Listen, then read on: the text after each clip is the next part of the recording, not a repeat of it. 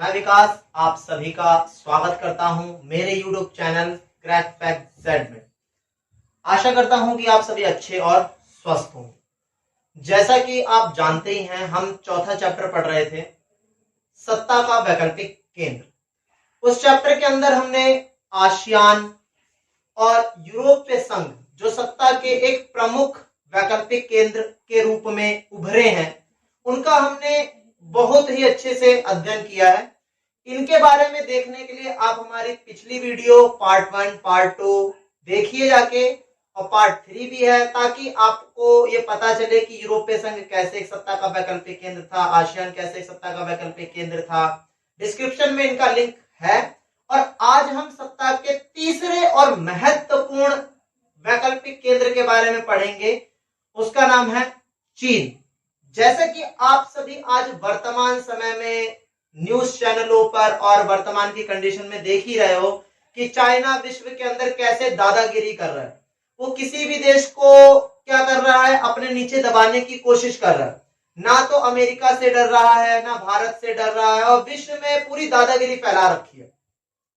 But हम ये समझने की भी कोशिश करें कि आज चाइना इतना ताकतवर हो कैसे गया कि आज विश्व में कोई भी देश चाइना से सीधी लड़ाई नहीं लड़ सकता, या चाइना को कोई भी चुनौती दे ही नहीं सकता बड़े स्तर पर। तो उसी को आज हम इस चैप्टर में या इस वीडियो में समझेंगे कि आखिरकार चाइना सत्ता का वैकल्पिक केंद्र और इतना ताकतवर दावेदार कैसे हो गया। तो आइए स्टार्ट करते हैं। पाठ था 4, सत्ता के वैकल्पिक केंद्र। हमने यूरोपीय संघ पढ़ लिया है, जैसा कि मैंने आपको बताया। आसियान भी पढ़ लिया है, जैसा कि मैंने आपको बताया। और आज हम सत्ता के एक तीसरे वैकल्पिक केंद्र चीन का अध्ययन करें। तो चीन के अध्ययन को शुरू करने से पहले मैं आपको थोड़ा सा फैक्ट टाइप बातें बताता हूं। चीन विश्व का ऐसा देश है जिसने बहुत ज्यादा, कह सकते हो, सितमों को झेला हो। कहते हैं ना कि किसी देश पे बहुत ही ज्यादा सितम हुए। इस देश को इतना परेशान किया है विश्व के अतिरिक्त देशों ने कि इस देश ने कभी भी अपनी स्थिति में खुशियां नहीं देखी होंगी। अर्थात कहने का मतलब, चीन वर्ल्ड का एक ऐसा देश है जिसने बहुत सारी चुनौतियां देखी हैं। अर्थात विश्व के दूसरे देशों ने, चाहे वो ब्रिटेन हो, चाहे वो फ्रांस हो, चाहे वो जापान हो, चाहे वो रशिया हो, विश्व के कई सारे देशों ने चाइना को बहुत सारी समस्याएं दी। अर्थात चाइना एक बहुत बुरे समय से जूझकर आज निकला है।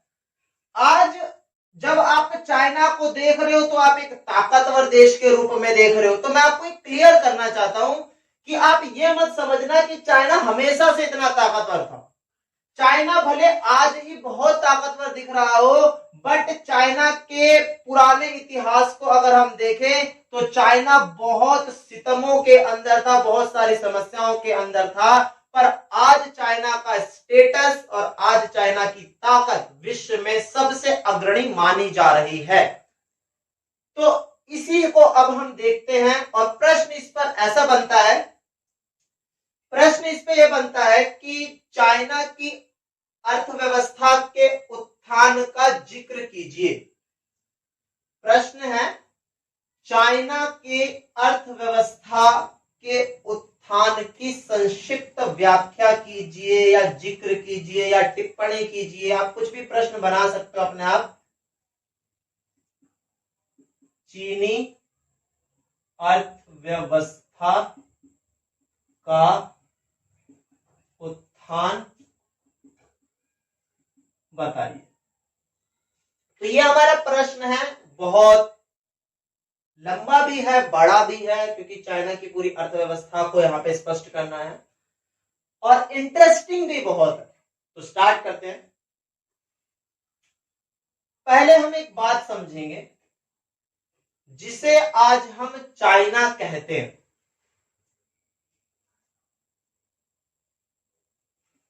एक तो है चाइना, जिसमें एक पार्टी शासन करती है, people Republic of China, PRC। ठीक है। और आपको एक जानकारी देता हूं, आपने एक देश सुना होगा ताइवान, और आज के समय में ये थोड़ा ट्रेंड में भी है जब वर्ल्ड के अंदर कोरोना वायरस का टाइम है। विश्व के अधिकतर देश पहले ताइवान को ही असली चीन मानते थे, बट एक समय ऐसा भी आया जब ताइवान को चीन ना मानकर PRC अर्थात पीपल रिपब्लिक ऑफ चाइना जिस क्षेत्र पर शासन कर रही थी उसको ही औपचारिक चाइना माना गया। ये मैं आपको बताऊंगा कैसे हुआ क्या। हमें ये बात तो पता ही है कि चीन 49 में आजाद हुआ। चाइना में 49 से पहले 1949 से पहले एक पार्टी हुआ करती थी, कुओमिंगतांग की पार्टी। कुओमिंगतांग एक पार्टी हुआ करती थी जिसके प्रमुख जो थे वो थे चियांग काई शेक। ठीक है, तो ये शासन करते थे। तो चियांग काई शेक जो कुओमिंगतांग पार्टी चलाते थे, 1949 के अंदर इस पार्टी को हटा दिया गया। और इस पार्टी को जब हटा दिया गया तो ये जो चियांग काई शेक है अपने चाइना को छोड़कर भागने पर मजबूर हो गए, और ये चियांग काई शेक भागकर कहां चले गए? ताइवान। क्लियर? और चियांग काई शेक ने ताइवान में जाके अपनी कुओमिंगतांग पार्टी को स्थापित किया और वहां से शासन करना शुरू कर दिया। दूसरी तरफ ताइवान में तो चियांग काई शेक चले गए, तो चाइना में क्या हुआ जिसको आज हम चाइना कहते हैं? उस चाइना के अंदर 1945 में एक party I, PRC people Republic of China. तो PRC जो पार्टी आई तो उस पार्टी ने ये कहा कि हम अब चाइना के अंदर कौन सी विचारधारा लाएंगे? कम्युनिस्ट विचारधारा लाएंगे। ठीक है, तो यहां पर कम्युनिस्ट विचारधारा आ गई। ठीक है, तो इस तरीके से चाइना के अंदर कम्युनिज्म आया अर्थात साम्यवाद आया, जबकि चियांग काई शेक पूंजीवादी विचारधारा के पक्ष में थे। और PRC या फिर कहो यहां के एक नेता जिन्होंने माओ जेडोंग, जिन्होंने चीनी क्रांति की थी जिसके बाद चीन आजाद हुआ, किनसे? चियांग काई शेक से आजाद हुआ, और उसके बाद यहां पे कम्युनिज्म आ गया। तो चीनी क्रांति में सबसे मूल भूमिका किसने निभाई? माओ जेडोंग ने। और माओ जेडोंग ने चियांग काई शेक को भगा दिया और यहां पे साम्यवादी शासन कम्युनिज्म को स्थापित कर दिया। अब जब कम्युनिज्म की स्थापना हो गई तो भाई कम्युनिज्म की स्थापना होने के बाद स्थापित किसने किया था? माओ ने। तो माओ ही चीन के पहले राष्ट्रपति बन गए। तो जब माओ चीन के पहले राष्ट्रपति बने तो उन्हीं के हाथ में मुख्य दारोमदार आ गया कि भाई चाइना को कैसे आगे बढ़ाया जाए। तो इस के बाद अब माओ अपनी चाइना की अर्थव्यवस्था, ध्यान रखना ताइवान की बात नहीं कर रहे, जिसको आज हम चाइना के मैप में देखते हैं ना, हम उस चाइना की बात कर रहे हैं। तो माओ अब उस चाइना को, अर्थव्यवस्था को आगे बढ़ाने की कोशिश करेंगे। तो माओ कैसे कैसे नीतियां चलेंगे, हम देखते हैं कि कैसे चाइना की अर्थव्यवस्था का धीरे धीरे उत्थान होता है। हुआ क्या? माओ और कृषि का योगदान, आप हेडिंग बनाओगे, इसको लिखोगे। माओ ने क्या करा दिया? देश को आजाद करवा दिया, चियांग काई शेक को भगा दिया और कम्युनिज्म को स्थापित कर दिया। अब जैसे ही चीन के अंदर साम्यवाद स्थापित हो गया तो साम्यवाद स्थापित हो जाने के बाद माओ ने यह सोचा कि क्यों ना हम कृषि पर ध्यान दें, क्योंकि माओ का झुकाव भी था कि हमें पूंजीवाद की तरफ नहीं जाना चाहिए, हमें अपने पास जो है उसी पर ध्यान देना चाहिए। तो माओ का यह मानना था कि अगर हमने कृषि पर ध्यान दिया तो कृषि पर ध्यान देने के बाद इससे हम पैसा कमाएंगे, बहुत पैसा कमाएंगे, और जब बहुत पैसा कृषि से कमा लेंगे तो वो पैसा बाद में उद्योग में लगाया जाएगा, और उद्योग में लगा के कृषि का भी विकास हो जाएगा, उद्योग का भी विकास हो जाएगा, और समाज और अर्थव्यवस्था आगे बढ़ने लग जाएगी। तो माओ ने ऐसा सोचा और नीतियां चलनी भी शुरू कर दी। इस तरीके से माओ ने देश में अपनी अर्थव्यवस्था का पहली चरण क्या रखा, साम्यवाद रखा, और दूसरा किस चीज पे फोकस किया, कृषि पर फोकस किया। बट कृषि पर फोकस तो किया, पर कृषि पर करने के बाद भी कोई फायदा नहीं हुआ। तो जब कोई फायदा ही नहीं हुआ तो चुनौती ऐसी थी या समस्या ऐसी थी या फायदा इसलिए नहीं हुआ क्योंकि जिस गति से कृषि में सुधार हो रहा था उससे तेज गति से तो जनसंख्या बढ़ रही थी, और उससे भी तेज गति से देखा जाए तो भ्रष्टाचार भी बढ़ रहा था। तो जब जनसंख्या बढ़ती जा रही है, भ्रष्टाचार बढ़ता जा रहा है, तो चाइना चाहे कैसी भी नीति का इस्तेमाल कर ले परंतु व्यवस्था को सुधार नहीं सकता। पर अर्थव्यवस्था फिर भी चलनी तो थी ही भाई, चलानी तो है ही। अब उन्होंने क्या किया, सोवियत संघ से सहायता भी ली।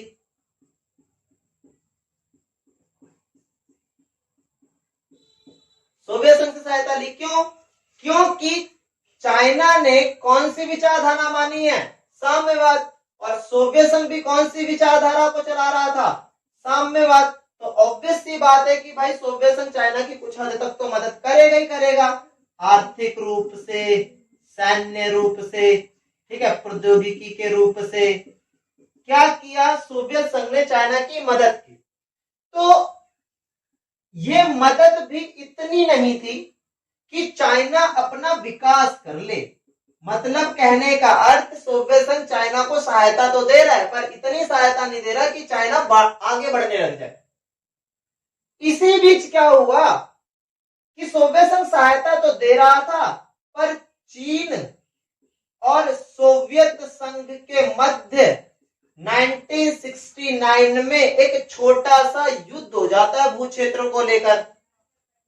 और मैं आप सभी से एक प्रश्न पूछता हूं, आप कमेंट में इसका जवाब देना कि चीन और सोवियत संघ में जो युद्ध हुआ वो किस क्षेत्र को लेकर हुआ, अर्थात उसका विवाद क्या था। मैं आशा करता हूं कि आप कमेंट सेक्शन में इसका जवाब देंगे और देखते हैं कि कौन कौन इसका जवाब देता है। हम आगे बढ़ते हैं। चीन और सोवियत संघ का 1969 में लड़ाई हो गया, और लड़ाई होने के कारण क्या हुआ, अब भाई किसी भी देश की लड़ाई होती है तो जो संबंध होते हैं वो क्या हो जाते हैं, आमतौर पर टूट जाते हैं। संबंध क्या हो जाते हैं, आमतौर पर टूट जाते हैं। तो ऐसा इसके साथ भी हुआ, जब चाइना ने सोवियत संघ से लड़ाई कर ली तो चाइना और सोवियत संघ के संबंध क्या हो गए, खत्म हो गए। तो सोवियत संघ से जो थोड़ी बहुत सहायता आ भी रही थी, आर्थिक, सैन्य, प्रौद्योगिकी, वो सहायता भी क्या होगी, बंद हो गई। एक तो चाइना अपनी नीतियों से ज्यादा आगे बढ़ नहीं पा रहा, सोवियत संघ से जो थोड़ी बहुत मदद मिल भी रही थी वो भी चली गई। अब चाइना क्या करे, तो जैसे ही चाइना और सोवियत संघ अलग अलग हुए तो चीन क्या हो गया, चीन एकांत हो गया, मतलब कहने का मतलब वो एकदम अकेला हो गया। अब वो किससे मदद मांगे, कैसे अपने आप को आगे चलाए। तो इसके लिए जब स्थिति ऐसी आई कि चाइना एकांत हो गया तो उसने अपने नीतियों को थोड़ा बदलने की कोशिश की। तो अपनी नीतियों को बदलते हुए उसने अब प्रयास किया कि अब हमें थोड़ा सा ना अमेरिका की तरफ जाना चाहिए, और अमेरिका की तरफ जाकर हमें थोड़े से संबंधों को सुधार के अपनी अर्थव्यवस्था का विकास करना चाहिए। तो तीसरा पॉइंट आप बनाओगे 1970 में अमेरिका से संबंधों की शुरुआत, संबंधों की शुरुआत। तो क्या हुआ 1970s के अंदर, क्योंकि 69 में तो संबंध टूट गए थे, संबंध टूट गए थे तो भाई स्थिति बिल्कुल एकांत वाली हो गई थी। तो चाइना ने सोचा कि क्यों ना संबंध सुधारे जाए भाई। तो 1970 के बाद से ही ये प्रयास जारी रहे कि भाई अब चाइना को अमेरिका के साथ संबंधों को सुधारने की कोशिश करनी चाहिए। फाइनली 1972 में जाके अमेरिका ने चाइना के साथ कुछ हद तक संबंधों को स्थापित किया, जिससे चीन का जो एकांत था, वो क्या हो गया, खत्म हो गया। क्यों खत्म हो गया? क्योंकि उसे अब एक दोस्त मिल गया, नया दोस्त मिल गया। तो जैसे ही उसे एक नया दोस्त मिल गया तो चीन का एकांत अपने आप ही खत्म हो गया। अब आप एक बात गौर करना, 1949 में माओ ने क्या स्थापित किया था? साम्यवाद। ठीक है, और मैंने उसी समय आपको बताया था कि 1949 में चियांग काई शेक कहां भाग के गए थे? ताइवान। चियांग काई शेक किस चीज को प्रमोट करते थे? पूंजीवाद। जब चाइना के अंदर साम्यवाद माओ के नेतृत्व में रहा, तब तक पूरा पूंजीवादी विश्व इंक्लूडेड अमेरिका ये कहता था कि असली चाइना ताइवान है, ये कोई चाइना नहीं है। बट अब देखो, जब चाइना अमेरिका के पास संबंध स्थापित करने आ रहा है तो चाइना कहता है कि ताइवान भी चीन का एक हिस्सा है। असली जो चीन है वो किसका चीन है? माओ का। अर्थात इससे एक बात आप समझ सकते हो कि अंतरराष्ट्रीय संबंधों के अंदर ना तो कोई किसी का स्थायी दोस्त होता है और ना ही कोई किसी का स्थायी दुश्मन होता है। अर्थात जब आपको फायदा मिलता है आप किसी को भी दोस्त बना लेते हो, जब आपको किसी से घाटा हो रहा होता है तो आप उसको दुश्मन बना लेते हो। वैसी ही अवस्था आई।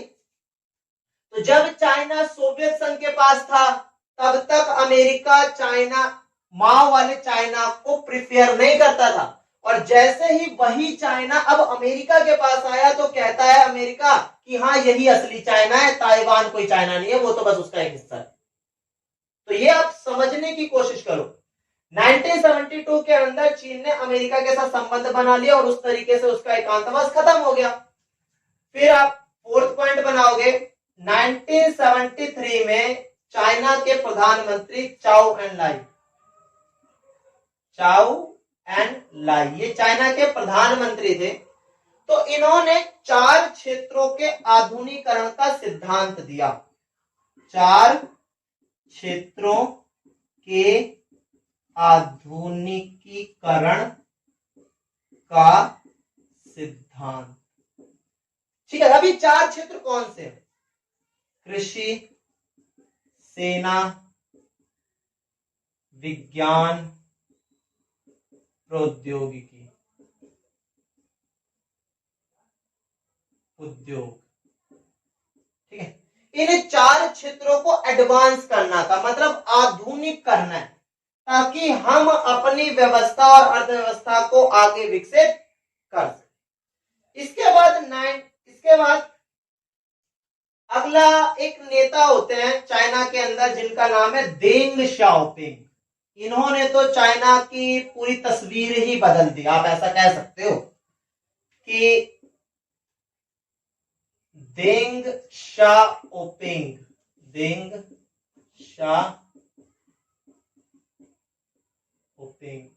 ठीक है।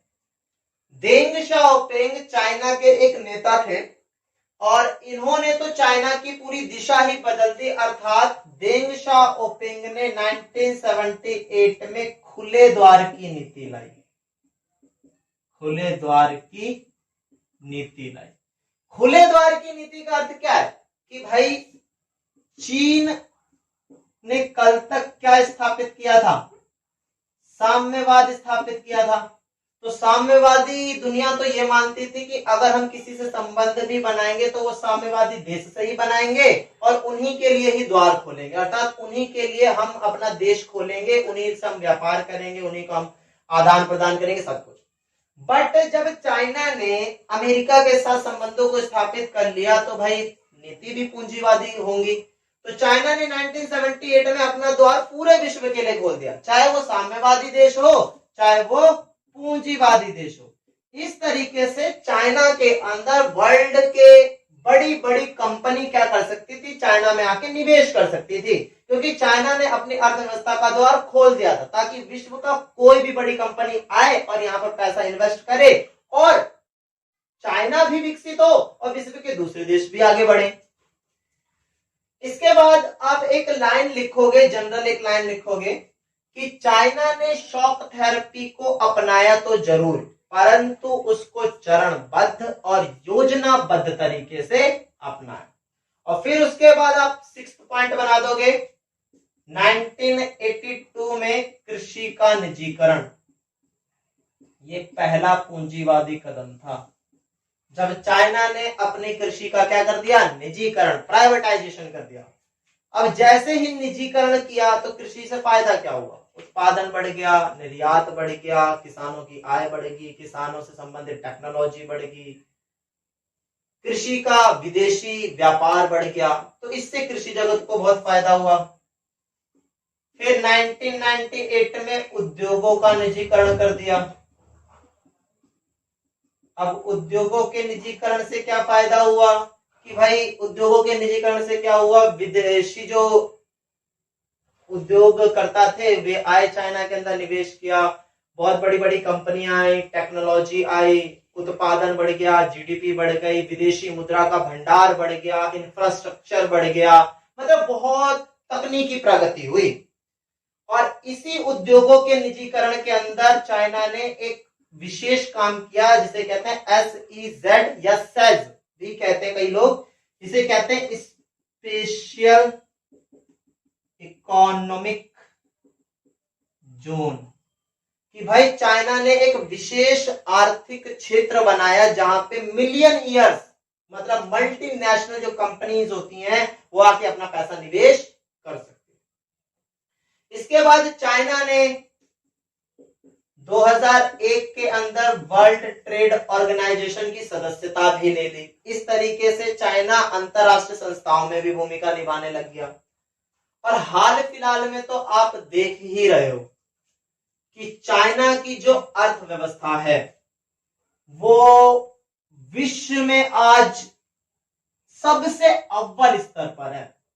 और आप देख ही रहे हो कि चाइना अपनी आर्थिक ताकत के दम पर विश्व के हर देश को प्रभावित कर सकता है। और आपने सुना ही होगा कि चाइना अपनी आर्थिक ताकत के दम पर दूसरे देशों को जितना चाहे उतना कर्ज देने के लिए भी तैयार हो जाता है। जैसे कि आपने श्रीलंका का हम्बनटोटा द्वीप सुना होगा, पाकिस्तान के अंदर ग्वादर पोर्ट है, CPEC की पॉलिसी है। तो आप ये देखोगे कि चाइना ने अपनी आर्थिक ताकत को इतना बढ़ा लिया, अपनी अर्थव्यवस्था का विकास इतना ज्यादा कर लिया है कि विश्व में आज उससे ज्यादा मजबूत देश कोई और दिखाई नहीं देता। इस तरीके से हमने ये समझा कि चाइना की अर्थव्यवस्था का उत्थान कैसे हुआ और चाइना आज इतना विकसित और मजबूत देश कैसे है। मैंने आपको कमेंट सेक्शन में एक क्वेश्चन पूछा था, मैं आपसे दोबारा वो क्वेश्चन बता देता हूं कि भाई कि चाइना और सोवियत संघ की 1969 में एक छोटा सा युद्ध हुआ था, वह युद्ध किस बात को लेकर था, ये आपको कमेंट सेक्शन में बताना है। आज की वीडियो में इतना ही। सभी को नमस्कार।